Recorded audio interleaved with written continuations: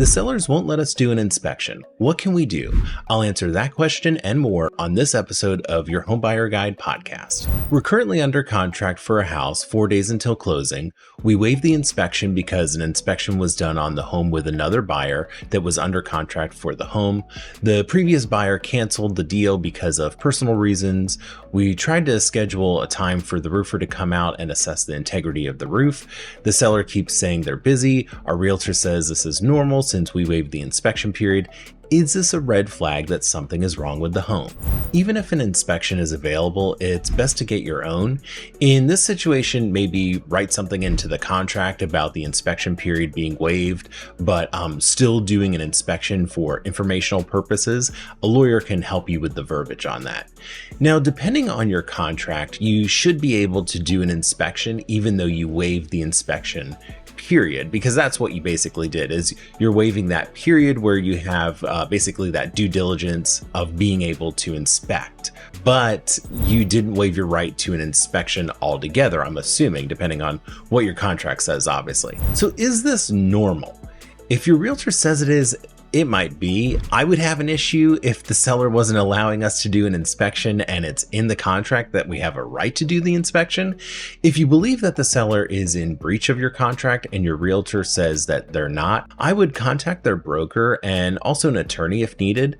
The attorney can review the contract to guide you on what to do. In my market, the typical contract has language that makes it where the seller is obligated to let the buyer inspect the home. So what are your options? If the contract says you have rights to inspect the home and you really want to check the roof before closing in 4 days, insist that you need the inspection done before signing the closing documents. Let's say the seller doesn't let you inspect. You refuse to sign the closing documents. Now we could have an escrow dispute, and it really comes down to what the contract says. Who's in breach? Is the seller in breach because they won't let you inspect, or are you now in breach because the seller has performed up to the expectations of the contract, but you haven't? Is this a red flag? It could be possible that it's a red flag, but it's also possible that the sellers chose your offer because you waived the inspection and they assumed that they wouldn't be inconvenienced by any more inspections. Because if you think about it on their end, they were on the market, they had showings, they were under contract with somebody else, already did inspections. They could be over with the whole process and just want to sell at this point. But the contract is the contract. If it says that they have to cooperate with the buyer to allow inspections, then they have to do it. In the future, if you find yourself in a situation where you're waiving the inspection, which I don't really recommend, but I understand that it seems like it's a necessity in some markets, that means that you're accepting the home in the condition that it's in.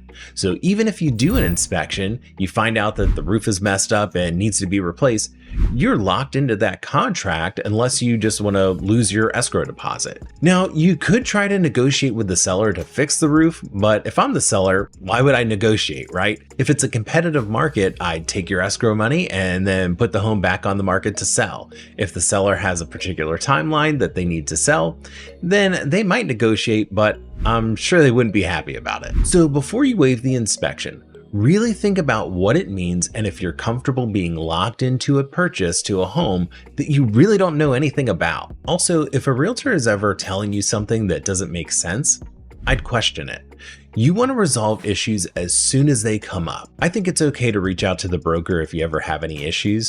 When you start working with a realtor, it's not bad to get their broker's information just in case anything ever comes up. If you have any real estate questions you want answered, send me an email and I'll answer them on the podcast. And just full disclosure, right now we're not getting any emails because we just started. So all these questions are from Reddit. I'm in a position where I'm buying a house and my budget is $275,000 max.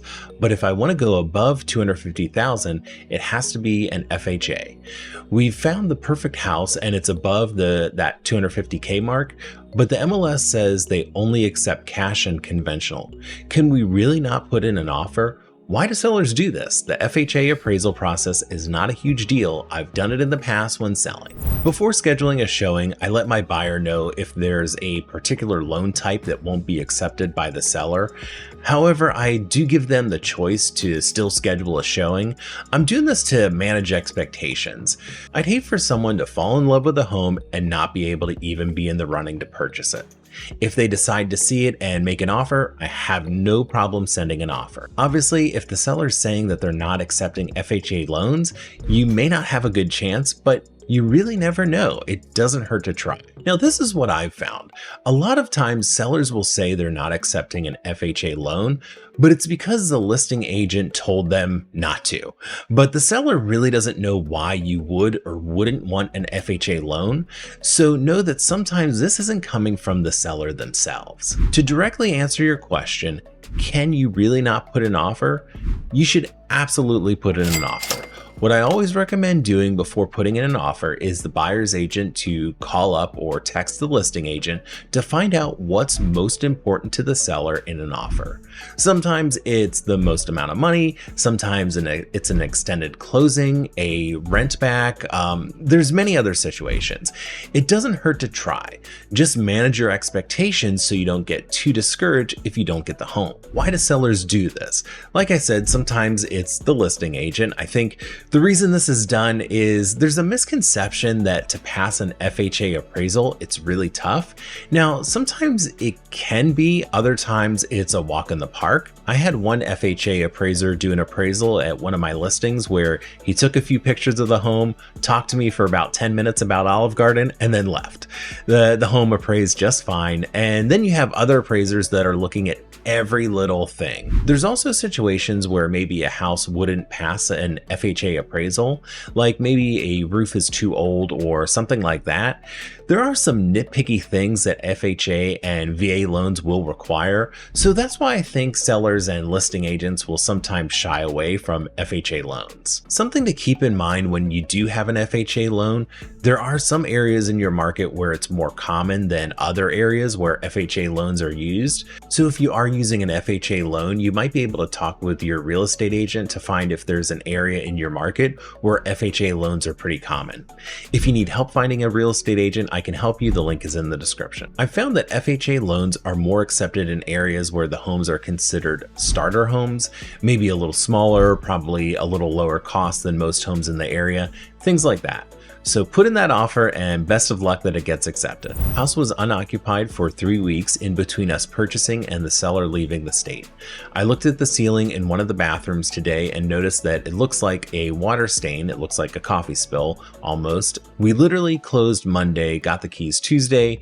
It was an off-market purchase too, and the seller was really unpleasant to deal with. Do we have any options here? Typically, this is something that would be found during a final walkthrough. So usually what happens is the day before closing or at the day of closing, before you sign your closing documents, you go to the house to do your final walkthrough. This is dependent on your contract, but contracts I'm familiar with will require the seller to maintain the home in the same condition as when the buyer first saw it. So in this scenario, if there wasn't a water stain on the ceiling when you first looked at it, and now you find one during the final walkthrough, you'd be able to negotiate with the seller to get it fixed, or maybe there's a seller concession, something like that. Just a little tip here, I think it's helpful during the inspection to take a detailed walkthrough video of the home.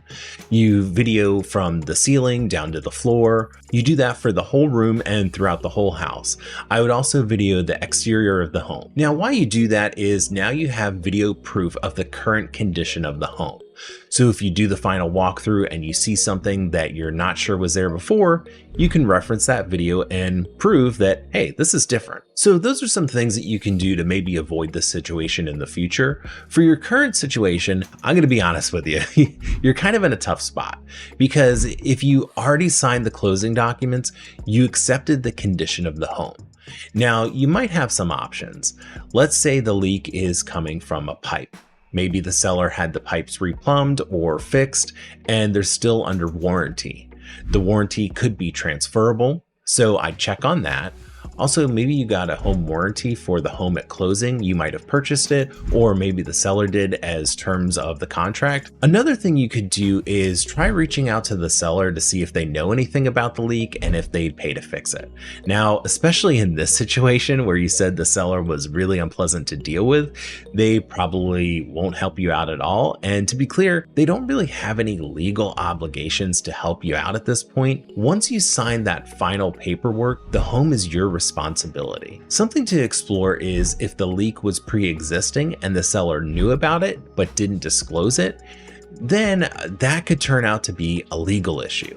Just know that it could be difficult to prove all of that, but it's a road you can go down. You can also talk with a real estate attorney to see if you have any options in your state, since laws differ by state. Best of luck, and I hope you're able to get your leak fixed and it's not too expensive. We're currently under contract for a home. The house sat for about 30 days before going under contract, which is long for my market. The realtor listed it high and then lowered it. We feel we got it at a good price. When looking at Zillow, they estimate our house to be lower than what we're buying it for. 2 homes in the same neighborhood, both sold recently with a price per square footage more than the home we're under contract for. Is the home going to appraise for what we offered on the home? It might appraise for what you offered on a home. Now, let's walk through things a little bit here. So first, the Zillow estimate, or Zestimate, has been known to be pretty inaccurate. Among real estate professionals, the Zestimate, it's kind of a joke. I feel like the Zestimate used to be really off back in the day, and it still can be inaccurate now. But I do think the Zestimate is more accurate than it used to be. I've heard that the Zestimate can be inaccurate because the market data that's used is inaccurate or not up to date. The housing market can fluctuate quite a bit, and the Zestimate might not be able to keep up with that. I saw an article where it says Zillow boasts a 2.4% error rate on their Zestimate, so maybe the Zestimate is more accurate than we think. You said that a couple of homes in your neighborhood both sold for more than what you're under contract for. In that case, if those homes are similar to the one that you're purchasing, you might be fine. I assume your agent did some comps for you, so what do those look like? It's possible that the appraiser will use the same or similar properties to come up with their appraisal. If the comps your agent pulled are in line with your purchase price, I think you should be fine. If the home doesn't appraise at purchase price, you could always renegotiate the sales price with the seller. So just know there are some options if the home doesn't appraise. But I would take this estimate with a grain of salt. For more podcasts, check out this playlist. Please email me your questions so I can answer them on the podcast. And just so you know, this podcast is for entertainment purposes and I'm not giving you any legal advice. Thanks for tuning in.